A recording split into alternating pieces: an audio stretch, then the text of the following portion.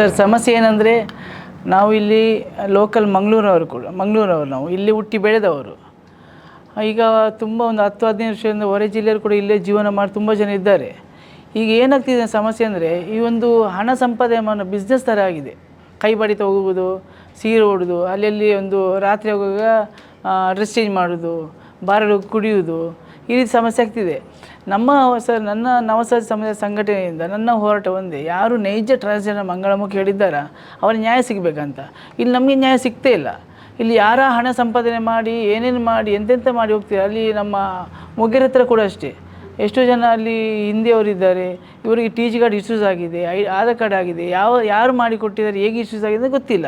ಇದರ ಮೂಲಕ ತನಿಖೆ ಖಂಡಿತ ಆಗಬೇಕು ಸರ್. ಯಾಕೆಂದರೆ ನಾವು ಹುಟ್ಟಿದ್ದು ತಪ್ಪ ಅಲ್ಲ ನಾವು ಬೆಳೆದ ತಪ್ಪ ನನಗೆ ಗೊತ್ತಿಲ್ಲ, ಬಟ್ ನಾವು ನಡೆದು ಬಂದ ದಾರಿ ಸರಿ ಇರಬೇಕು ಸರ್. ಸಮಾಜ ನಮಗೆ ಗೌರವ ಕೊಡೋದಿಲ್ಲ ಅಂತ ಹೇಳ್ತೇವೆ. ಖಂಡಿತವಾಗಿ ನೋಡಿ ಸರ್, ನಾನು ಗೌರವವನ್ನು ಹುಡ್ಕೊಂಡು ಹೋಗೋ ಗೌರವ ನನ್ನಲ್ಲಿ ಇದೆ. ಯಾಕೆ ನಾವು ಯಾವ ರೀತಿ ಒಬ್ಬರಿಗೆ ರೆಸ್ಪಾನ್ಸ್ ಮಾಡ್ತೀವ ಆ ಗೌರವ ಖಂಡಿತ ನನಗೆ ಸಿಗ್ತದೆ. ನಂದು ಏನು ಸರ್, ಇಲ್ಲಿ ಖಂಡಿತವಾಗಿ ನೋಡಲಿಕ್ಕೆ ಹೋದರೆ ನಿಜವಾಗಿ ನೈಜ ಟ್ರಾನ್ಸ್ಜೆಂಡರ್ ನೋಡಲಿಕ್ಕೆ ಹೋದರೆ ಒಂದು 40 ಜನ ಕೂಡ ಇರ್ಬೋದು ಅಷ್ಟೇ. ಇದು ಏನಾಗಿದೆ ಅಂದರೆ ಈ ಸಿಗ್ನಲ್ ಕಡೆ ಆ ಕಡೆ ರಾತ್ರಿ ಹಗಲೆಲ್ಲ ಇದೊಂದು ದಂಧೆ ಥರ ಆಗಿದೆ. ಇದ್ರ ಬಗ್ಗೆ ತನಿಖೆ ಆಗಬೇಕು ಸರ್, ಅಷ್ಟೇ ನನ್ನ ಒಂದು ಆಗ್ರಹ ಅಷ್ಟೇ ಸರ್. ನೋಡಿ, ಹನಿಯವರು ಒಂದು ಟ್ರಾನ್ಸ್ಜೆಂಡರ್ ಸಮುದಾಯದವರೇ. ಇವರು ಏನು ಮಾಡಿದ್ದಾರೆ ಅಂದರೆ, ಒಂದು ಟ್ರಾನ್ಸ್ಜೆಂಡರ್ ಕಾರ್ಡ್ ಇಶ್ಯೂಸ್ ಆಗುವಾಗ ಒಂದು ನಮಗೆ ಮಾಹಿತಿ ತಿಳಿಸಲಿಲ್ಲ ಇವರು. ಇನ್ನೊಂದು ಏನಂದರೆ ಆಧಾರ್ ಕಾರ್ಡ್ ಮಾಡಿಕೊಟ್ಟಿದ್ದಾರೆ, ಯಾವ ಆಧಾರದ ಮೇಲೆ ಅವರು ಆಧಾರ್ ಕಾರ್ಡ್ ಮಾಡಿ ಕೊಟ್ಟಿದ್ದಾರೆ ಗೊತ್ತಿಲ್ಲ. ಇನ್ಸ್ಟಾಗ್ರಾಮ್ ರೀಲ್ಸ್ ಮಾಡಿದ್ದಾರೆ ಅವ್ರ ಜೊತೆ. ಇವಾಗ ಹೇಳ್ತಾರೆ ನನಗೆ ಅವ್ನು ಗೊತ್ತೇ ನನ್ನ ಮೇಲೆ ಸುಳ್ಳು ಆಪಾದನೆ ಆಗ್ತಿದ್ದಾನೆ ಅಂತ.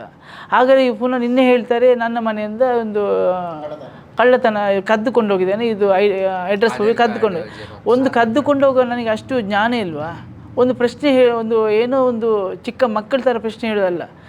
ಯಾವ ರೀತಿ ಅಂದರೆ, ಇವರಿಗೆ 7 ತಾರೀಕಿಗೆ ಜಿಲ್ಲಾಧಿಕಾರಿಗಳ ಸಭೆಯಲ್ಲಿ ನಾನು ಜಿಲ್ಲಾಧಿಕಾರಿ ಹೇಳಿದೆ ತನಿಖೆ ಆಗಬೇಕು ಅಂತ ಹೇಳಿದ ನಂತರ ಇವಳು 10 ತಾರೀಕು ಸ್ಟೇಷನ್ಗೆ ಕಂಪ್ಲೇಂಟ್ ಕೊಟ್ಟಳು. ಅದಕ್ಕೆ ಕಂಪ್ಲೇಂಟ್ ಕೊಟ್ಟ ಕೂಡ ಮಾಹಿತಿ ನಮಗೆ ತಿಳಿಸಲೇ ಇಲ್ಲ ಅವಳು. ನಿನ್ನೆ ನಾವು ಗ್ರೂಪಲ್ಲಿ ಡಿಸ್ಕಷನ್ ಮಾಡಿ ನಾನು ಕಂಪ್ಲೇಂಟ್ ಕೊಟ್ಟಿದ್ದೆ ಅಂತ ಅವಳು ಹೇಳ್ತಿದ್ದಾಳೆ. ಅವಳಿಗೆ ಖುಷಿ ಬಂದಾಗ ಎಲ್ಲ ಮಾಡ್ತಿದ್ದಾಳೆ ವಿನಃ ಯಾವುದೇ ಸಂಘಟನೆ ಇದರಿಂದ ಮಾಡ್ತಾನೆ ಇಲ್ಲ ಅವಳು. ಇಲ್ಲ ಸರ್, 2-3 ಡೇಸ್ ಹೌದು. ಕಂಪ್ಲೇಂಟ್ ಕೊಟ್ಟದ್ದು 10 ತಾರೀಕಿಗೆ. ಬಟ್ ಅವರು 2 ತಿಂಗಳಾಯಿತು ಓಡಿ ಈಗ ನಾವು ನೋಡಿದ ಪ್ರಕಾರ ಅವರು ಒಂದು 2 ತಿಂಗಳು ಆಗಲಿಲ್ಲ, ಒಂದು 2-3 ವೀಕ್ ಆಗಿರೋದು ಅಷ್ಟೇ. ಒಂದು 2 ವಾರ ತನಕ ಅಲ್ಲೇ ಇದ್ಲು ಅಂಗಡಿಯಲ್ಲಿ. ಅಂದ್ರೆ ಅವರ ಕೆಫೆ ಕೆಲಸ ಮಾಡ್ತಾ ಇದ್ಲು. ಅಷ್ಟುವರೆಗೂ ಗೊತ್ತಿಲ್ವ ಸರ್ ಅವ್ರು ಫೇಕ್ ಅಂತ. ಇವಾಗ ಬಂದು ಅವ್ನು ಕತ್ಕೊಂಡು ಹೋಗಿದ್ದಾನೆ, ಹಾಗೆ ಮಾಡಿದ್ದಾರೆ ಹೀಗೆ ಮಾಡಿದ್ದಾರೆ, ತಪ್ಪು ಮಾಹಿತಿಗೆಲ್ಲ ಕೊಡ್ತಾ ಇದ್ದಾರೆ. ಯಾಕಂದ್ರೆ ಅವರು ಬಚಾವ್ ಆಗಬೇಕಲ್ಲ, ಯಾಕಂದ್ರೆ ಸಂಘಟನೆಯಲ್ಲಿ ಮೊದಲು ಅವ್ರು ತಿಳಿಸ್ಬೇಕಿತ್ತು. ಈಗ ಹನಿಯವರಿಂದ ನಮ್ಮ ನಿಗಮದ ಹೆಸರು ಹಾಳಾಗ್ತಾ ಇದೆ. ಈಗ ಹನಿಯವರಿಂದ ನಮ್ಮ ಮಹಿಳಾ ಮತ್ತು ಮಕ್ಕಳ ಕಲ್ಯಾಣ ಇಲಾಖೆ ಏನಿದೆ ಅದರ ಹೆಸರು ಕೂಡ ಹಾಳಾಗ್ತಿದೆ. ಇವಾಗ ಹನಿಯವರವರಿಗೆ ಮಾಡಿಕೊಟ್ಟಿರುವಂಥದ್ದು ಆ ವ್ಯಕ್ತಿಗೆ, ಇವಾಗ ಹನಿಯವರು ಏನು ಹೇಳ್ತಿದ್ದಾರೆ ಅಂತ ಹೇಳಿದರೆ ಅವರು ಅದನ್ನು ಮಾಡಿಕೊಟ್ಟಿಲ್ಲ, ಅವನಾಗಿ ಅವನು ಹೋಗಿ ಮಾಡಿಕೊಟ್ಟದ್ದು, ಅದು ಸುಳ್ಳು. ಅಂದರೆ ಅವನಿಗೆ ಒಬ್ಬರಿಗೆ ಹೋಗ್ಲಿಕ್ಕೆ ಆಗಲ್ಲ ಸರ್. ಈಗ ಸಂಘಟನೆ ಅಂತ ಯಾವುದೇ ಒಂದು ನಾವು ದಾಖಲಾತಿ ಮಾಡಬೇಕಾದ್ರೂ ನವಸಹಜ ಸಮುದಾಯ ಸಂಘಟನೆ ಮೂಲಕ ನಾವು ಎಲ್ಲ ಹೋಗೋದು ಪ್ರತಿಯೊಂದು ಮಾಡಲಿಕ್ಕೆ. ಮತ್ತು ಅವನು ಹೇಗೆ ಹೋದ ಒಬ್ಬ, ಅದು ಅವನಿಗೆ ಅಲ್ಲಿಂದ ಬಂದು 4 ತಿಂಗಳಿಗೆ ಅವನು ಹೋಗ್ಲಿಕ್ಕೆ ಆಗ್ತದ ಇವ್ರದ್ದು ಯಾರ ಸಪೋರ್ಟ್ ಇಲ್ಲದೆ? ಹಾಗೆ ಇದು ಏನು ಅಂತ ತನಿಖೆ ಆಗ್ಬೇಕಂತ ಮಾಡಲೇಬೇಕು ಸರ್, ಬೇಕೇ ಬೇಕು.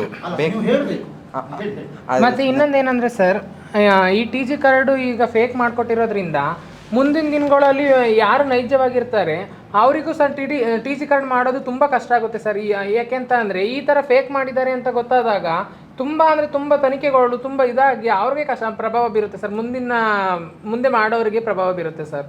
ಮತ್ತು ಇದೇನಂತ ಅಂದರೆ, ಈಗ ಸಮಾಜ ಕಲ್ಯಾಣ ಇಲಾಖೆಗೆ ಹೋಗಿ ಟಿ ಜಿ ಕಾರ್ಡ್ ಮಾಡಿಸ್ಬೇಕು, ಮತ್ತು ಡಿ ಸಿ ಅವ್ರ ಹತ್ರ ಸೈನ್ ಆಗಬೇಕು, ಮತ್ತು ಇದು ಆಧಾರ್ ಕಾರ್ಡ್ ಸೈನ್ ಮಾಡಿಸ್ಲಿಕ್ಕೆ ಮನೆ ಡಾಕ್ಯುಮೆಂಟ್ಸ್ ಬೇಕು ಅಂತ ಅವನಿಗೆ ಗೊತ್ತಿರೋದಿಲ್ಲ. ಗೊತ್ತಿರೋದು ಯಾರಿಗೆ ಅಂತಂದರೆ, ನಾನು ಮಾಡಿಸಿದ್ರೆ ನನಗೆ ಗೊತ್ತಿರುತ್ತೆ. ಈಗ ಇವಳು ಗೊತ್ತಿಲ್ಲ, ಇವಳು ಮಾಡಿಸ್ಬೇಕಂತಂದರೆ ನಾನು ಇನ್ಫಾರ್ಮೇಷನ್ ಕೊಟ್ಟರೆ ತಾನೇ ಅವನೋಗಿ ಮಾಡ್ಸೋಕೆ ಸಾಧ್ಯ ಆಗೋದು. ಇಲ್ಲ ಅಂತಂದರೆ ಏಕೆ ಅವನಿಗೆ ಹೇಗೆ ಗೊತ್ತಾಗುತ್ತೆ ಮಾಹಿತಿಗಳು ನಾವು ಹಂಚ್ಕೊಂಡಾಗಲೇ ತಾನೇ ಗೊತ್ತಾಗೋದು. ಈ ಪ್ರಶ್ನೆ ನಂದು ಈ ಸಬ್ಜೆಕ್ಟ್ ಇದೆಯಲ್ಲ, ಇತ್ತೀಚೆಗೆ ಸುಮಾರು ನಾನೊಂದು 6 ತಿಂಗಳ ಅಬ್ಸರ್ವ್ ಮಾಡ್ತಾ ಇದ್ದೆ. ನಮ್ಮ ಕುಂಟಿಗನ ವ್ಯಾಪ್ತಿಯಲ್ಲಿ ತುಂಬಾ ಜನ ನಿಂತಿರ್ತಾರೆ ರಾತ್ರಿ.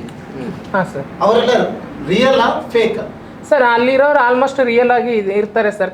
ಇವಾಗ ಇನ್ನೊಂದೇನಂತಂದರೆ ಸರ್, ಈ ನಿಮ್ಮ ಪ್ರಶ್ನೆಗೆ ನಾನು ಉತ್ತರ ಕೊಡ್ತೀನಿ ಸರ್. ಕೆಲವೊಬ್ರಿಗೆ ಆಫರ್ಗಳು ಸಿಕ್ಕಿ ಅವರು ಬಿಸ್ನೆಸ್ಸು ಮತ್ತು ಈ ಥರ ಕೆಫೆ ಕ್ಯಾಂಟೀನ್ ಈ ಥರ ಎಲ್ಲ ಮುಂದುವರೆದಿರ್ತಾರೆ. ಕೆಲವೊಬ್ರಿಗೆ ಅವ್ರಿಗೆ ಅವಕಾಶ ಸಿಕ್ಕಿರೋದಿಲ್ಲ. ಅವ್ರು ಏನು ಮಾಡ್ತಾರೆ ಅಂತ ಅಂದರೆ ಅವರು ಅದೇ ವೃತ್ತಿ ಜೀವನದಲ್ಲಿ ಅವರು ಮುಂದುವರ್ಸ್ಕೊಂತ ಹೋಗ್ಬೇಕಾಗುತ್ತೆ ಸರ್. ಒಬ್ರಿಗೆ ಸಿಕ್ಕಿದ್ದ ಅವಕಾಶ ಇನ್ನೊಬ್ರಿಗೆ ಸಿಗುತ್ತೆ ಅಂತ ಯಾರು ಹೇಳೋಕ್ಕಾಗೋದಿಲ್ಲ ಅಲ್ಲ ಸರ್ ನಾವು. ಸರ್ ಅವಕಾಶ ಇವಾಗ ಎಲ್ಲರಿಗೂ ಅವಕಾಶ ಸಿಕ್ತು ಅಂತ ಮತ್ತೆ ಇವಾಗ ಎಲ್ಲರಿಗೂ ಅವಕಾಶ ಸಿಕ್ತು ಅಂದ್ರೆ ಸರ್ ಎಲ್ಲರೂ ಹೋಗ್ತಾರೆ ಸರ್. ಯಾರು ಸರ್ ನೈಟಲ್ಲಿ ಹೋಗಿ ಆ ಕತ್ಲೆಯಲ್ಲಿ ಅಲ್ಲಿ ಕುಡ್ದಿರೋನ್ ಬರ್ತಾನ, ಡ್ರಗ್ಸ್ ತಗೊಂಡಿರೋನ್ ಬರ್ತಾನ, ಗಾಂಜಾ ತಗೊಂಡಿರೋನ್ ಬರ್ತಾನ, ಇನ್ನೊಬ್ಬ ಬರ್ತಾನ, ಅವ್ನು ಚೂರು ಹಿಡ್ಕೊಂಡು ಬರ್ತಾನ, ಅದು ಯಾವುದು ನಮ್ಗೆ ಗೊತ್ತಿರೋದಿಲ್ಲ. ಆದ್ರೂ ಅಷ್ಟು ಕಷ್ಟದಲ್ಲಿ ಹೋಗಿ ನಾವು ಜೀವನ ಮಾಡ್ತಿದೀವಿ ಅಂದ್ರೆ ನಮ್ಗೆ ಅವಕಾಶ ಇಲ್ದಂತೆ ನಾವು ಆ ಥರ ಹೋಗಿ ನಾವು ಮಾಡ್ತಾ ಇರೋದು ಸರ್. ನಾವು ಅವಕಾಶ ಸಿಕ್ಕಿದ್ರೆ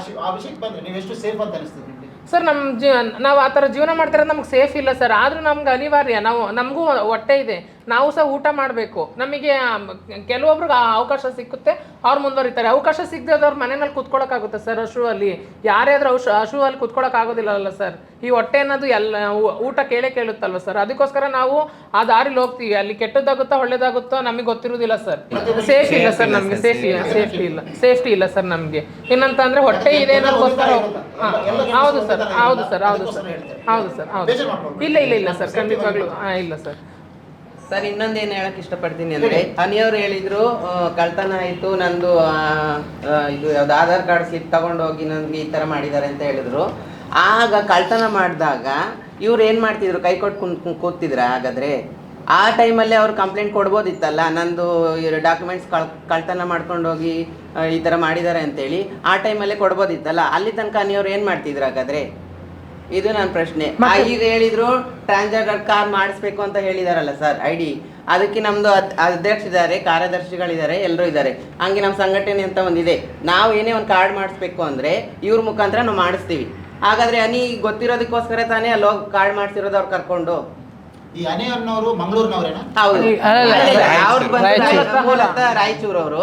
ಅವ್ರು ಇಲ್ಲಿ ಬಂದು ಸೆಟ್ಲ್ ಆಗಿರೋದು. ಎಷ್ಟು ವರ್ಷದಿಂದ? 4 ವರ್ಷದಿಂದ. 4 ವರ್ಷದಿಂದ ಇದ್ದಾರೆ. ಹೌದು. ಮತ್ತೆ ಸರ್ ಸಂಘಕ್ಕೆ ಇದಾಗಿ ಮೆಂಬರ್ ಆಗಿ 2 years ಆಯ್ತು ಅಷ್ಟೇ. 2-3 years ಮೆಂಬರ್ ಆಗಿದ್ರು ಸರ್. ಈಗ ಬೋರ್ಡ್ ಮೆಂಬರ್ ಆಗಿ 2 years ಆಯ್ತು ಅಷ್ಟೇ. ಜೀವನ ಮಾತ್ರ ಮಾಡಬೇಕು, ಇನ್ನೊಬ್ರ ಜೀವನಕ್ಕೆ ನನ್ನಿಂದ ತೊಂದರೆ ಆಗಬಾರ್ದಲ್ವ ಸರ್. ಇವಾಗ ದುರ್ಗಾ ಕೆಫೆ ಇದೆ, ನಾನು ಖುಷಿ ಕ್ಯಾಂಟೀನ್ ಮಾಡಿದ್ದೀನಿ, ನಾವೆಲ್ಲೂ ವೈರಲ್ ಮಾಡಲಿಲ್ಲ. ಯಾಕೆಂದರೆ ನನ್ನ ಒಬ್ಬಳಿಂದ ಇತರೆ ಸಮುದಾಯದಲ್ಲಿರೋಂಥ ಜನಗಳಿಗೆ ತೊಂದರೆ ಆಗಬಾರ್ದು. ಯಾಕೆಂತಂದರೆ ಇವಾಗ ಪಬ್ಲಿಕ್ ಏನಂತ ಗುರುತಿಸುತ್ತೆ ಅಂದರೆ, ಅವರು ಇದು ಕ್ಯಾಂಟೀನ್ ಮಾಡ್ತಿದ್ದಾರಲ್ಲ, ನಿಮಗೇನು ಕ್ಯಾಂಟೀನ್ ಮಾಡಲಿಕ್ಕೆ? ನನಗೆ ಅವಕಾಶ ಸಿಕ್ಕಿದೆ, ನನ್ನ ಮನೆಯವರು ಒಪ್ಕೊಂಡಿದ್ದಾರೆ, ನನ್ನ ಸಮಾಜದಲ್ಲಿ ಒಪ್ಕೊಂಡಿದ್ದಾರೆ, ನನಗೆ ಒಳ್ಳೆ ಅಧಿಕಾರಿಗಳು ಸಿಕ್ಕಿದ್ದಾರೆ, ನನಗೆ ಒಳ್ಳೆ ಅವಕಾಶ ಸಿಕ್ಕಿದೆ, ನಾನು ಮಾಡಿದ್ದೀನಿ. ಈಗ ಇವಳಿಗೆ ಅವಕಾಶ ಸಿಕ್ಕಿಲ್ಲ, ಇವಳಿಗೆ ಯಾರು ಗೊತ್ತಿಲ್ಲ, ಏನು ಗೊತ್ತಿಲ್ಲ, ಇವಳು ಸೆಕ್ಸ್ ವರ್ಕೇ ಮಾಡ್ಕೊಂಡಿದ್ದಾಳೆ. ಆಗ ಪಬ್ಲಿಕ್ ಹೋಗಿ ಇವಳ ಹತ್ರ ನಾನು ಮಾಡೋ ಒಂದು ವೈರಲ್ ವಿಡಿಯೋದಿಂದ ಇವಳ ಜೀವನಕ್ಕೆ ತೊಂದರೆ ಆಗೋದಿಲ್ಲ ಸರ್. ಇವಾಗ ಹೋಗೋರೆಲ್ಲರೂ ಪಬ್ಲಿಕ್ ಏನಂತ ಅಂದರೆ, ನಿಮಗೇನು ಮಾಡಲಿಕ್ಕೆ? ನಮ್ಮನ್ನು ಅದೇ ಥರ ಕೇಳ್ತಾರೆ ಸರ್ ಅವರು. ನಿಮಗೇನು ಮಾಡಲಿಕ್ಕೆ, ಕೆಲಸ ಮಾಡಲಿಕ್ಕೆ? ಅವ್ರು ಕೆಫೆ ಇಟ್ಕೊಂಡಿದ್ದಾರೆ, ಅವ್ರಿಗೆ ಅವಕಾಶ ಸಿಕ್ಕಿದೆ, ಕೆಫೆ ಮಾಡ್ಕೊಂಡಿದ್ದಾರೆ. ನಮಗೆ ಅವಕಾಶ ಸಿಕ್ಕಿಲ್ಲ, ನಾವೇನು ಮಾಡಬೇಕಾಗಾದ್ರೆ? ನಮಗೆ ಅವಕಾಶ ಕೊಟ್ಟರೆ ನಾವು ಮಾಡೇ ಮಾಡ್ತೀವಿ, ನಾವು ಮಾಡೋದಿಲ್ಲ ಅಂತ ಹೇಳೋದಿಲ್ಲ ನಾವು. ಅವ್ರು ಮಾಡಿದ್ಮೇಲೆ ವೈರಲ್ ಮಾಡುವಂಥದ್ದೇನಿತ್ತು? ಅದರಿಂದ ಎಷ್ಟೋ ಜನ ಹುಡುಗರು ಕಲ್ಲು ಹಿಡ್ಕೊಂಡು ಬಂದಿದ್ದಾರೆ ಸರ್ ನಮಗೆ. ಯಾಕೆಂದರೆ ಕತ್ಲೆ ವೇಳೆಯಲ್ಲಿ ನಾವು ನಿಂತ್ಕೊಂಡಾಗ ಕಲ್ಲು ಹಿಡ್ಕೊಂಡು ಓಡಿಸಾಡೋರು ಇದ್ದಾರೆ. ಯಾಕೆ ಅಂತ ಅಂದರೆ, ನಿಮಗೇನು ಮಾಡಲಿಕ್ಕೆ, ನೀವು ಬಿಸ್ನೆಸ್ ಮಾಡೋ ಮೈಂಡ್ ಸೆಟ್ ನಮಗಿದೆ, ನಮಗೆ ಅವಕಾಶ ಇಲ್ಲ, ನಾವೇನು ಮಾಡಬೇಕಾಗಾದ್ರೆ? ಸರ್, ಅವರು ಮಾಡಿದ ಆರೋಪ ಸತ್ಯನ ಸರಿಯಾಗಿ ಗೊತ್ತಿಲ್ಲ. ಇದು ಮೈಸೂರಲ್ಲಿ ತನಿಖೆ ಆಗ್ತಿದೆ. ಏನು ತನಿಖೆ ಅದು ಯಾರು ತಪ್ಪು ಮಾಡಿದ್ದಾರೆ ಅವರು ಕಾನೂನಲ್ಲಿ ಶಿಕ್ಷೆ ಆಗ್ತದೆ. ಅವರು ಏನು ನೋಡಿ, ಅವರು ಹೇಳಿದ ಮಾಹಿತಿ ಸತ್ಯನ ಸುಳ್ಳ ಗೊತ್ತಿಲ್ಲ. ಬಟ್ ನಮ್ಮ ಜಿಲ್ಲೆಯಲ್ಲಿ ಈ ರೀತಿ ಒಂದು ಇಶ್ಯೂಸ್ ಆಗಿದೆ, ಇದು ಮಾತ್ರ ಸತ್ಯ. ಆದರೆ ಅವರನ್ನು ಲಿಂಗ ಪರಿವರ್ತನೆ ಮಾಡಲಿಕ್ಕೆ ಹನಿಯವರು ಪ್ರೇರೇಪಣೆ ಮಾಡಿದಾರಾ ಇಲ್ಲೋ ಗೊತ್ತಿಲ್ಲ, ಬಟ್ ಮಾಡಿರ್ಬೋದು ಅಂತ ಅನಿಸುತ್ತೆ. ಬಟ್ ಅದಕ್ಕೋಸ್ಕರ ಹೋಗಿದೆ. ಮತ್ತು ಇನ್ನೊಂದೇನು ಸರ್, ಒಂದು ಪೊಲೀಸ್ನವರಿಗೆ ಕಳ್ಳನ ಹಿಡಿಬೇಕಂತಿಲ್ಲ, ಮುಖ ನೋಡಿ ಗೊತ್ತಾಯ್ತು ಕಳ್ಳ ಅಂತ. ಪತ್ರಿಕಾ ಮಾಧ್ಯಮದವರಿಗೆ ಯಾವ ರೀತಿ ಪ್ರಶ್ನೆ ಮಾಡಬೇಕಂತ ಅವ್ರು ಹೇಗೆ ಕೇಳಬೇಕಂತ ಇಲ್ಲ, ಪ್ರಶ್ನೆ ಯಾವ ರೀತಿ ಕೇಳಬೇಕಂತ ಗೊತ್ತಿರ್ತದೆ.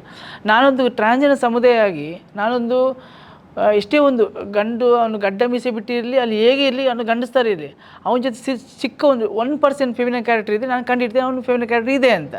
ಬಟ್ ಆ ವ್ಯಕ್ತಿ ಮುಖದಲ್ಲಿ ಸ್ವಲ್ಪ ಕೂಡ ಫೆಮಿನನ್ ಕ್ಯಾರೆಕ್ಟರ್ ಸ್ವಲ್ಪವೂ ಇಲ್ಲ. ಹಾಗಾದರೆ ಯಾರು ಇದು, ಯಾರ ಸತ್ಯ ಯಾರ ಸುಳ್ಳು ಗೊತ್ತಾಗ್ತಿಲ್ಲ ಸರ್ ಇದರಲ್ಲಿ. ನೋಡ್ಲಿಕ್ಕೆ ಹೋದ್ರೆ ಸರ್ ನಮ್ಮ ಗಮನಕ್ಕೆ ತಂದೇ ಇಲ್ಲ ಸರ್. ಈ ಯಾರು ಅನಿ ಅಂತ ಇದ್ದಾಳಲ್ಲ ಸರ್, ಅವಳು ನಮ್ಮ ಸಂಘಟನೆ ಗಮನಕ್ಕೂ ತಂದಿಲ್ಲ ಈ ಥರ ಒಬ್ಬ ವ್ಯಕ್ತಿ ನಮ್ಮ ಹತ್ರ ಇದ್ದಾನೆ, ಅವನಿಗೆ TG ಕಾರ್ಡ್ ಮಾಡಿಸ್ಕೊಡ್ತಿದ್ದಾನೆ ಅಂತ. ಆಗಿರ್ಬೇಕಾದ್ರೆ ನಾವು ಅವಳಾಗ್ಲಿ ಅವನಾಗ್ಲಿ ಲಿಂಗ ಪರಿವರ್ತನೆಗೆ ಪ್ರೇರೇಪಿಸಿದ್ದಾರೆ ಅಂತ ಅಂದ್ಬಿಟ್ಟು ನಾವು ಹೇಗೆ ಹೇಳೋಕ್ಕಾಗುತ್ತೆ ಸರ್? ನಮ್ಮ ಸಂಘಟನೆಗೆ ಮಾಹಿತಿನೇ ಇಲ್ಲ ಅಂತ ಅಂದಾಗ ನಮಗೆ ಅದ್ರ ಬಗ್ಗೆ ಗೊತ್ತಿಲ್ಲ ಸರ್ ನಮಗೆ.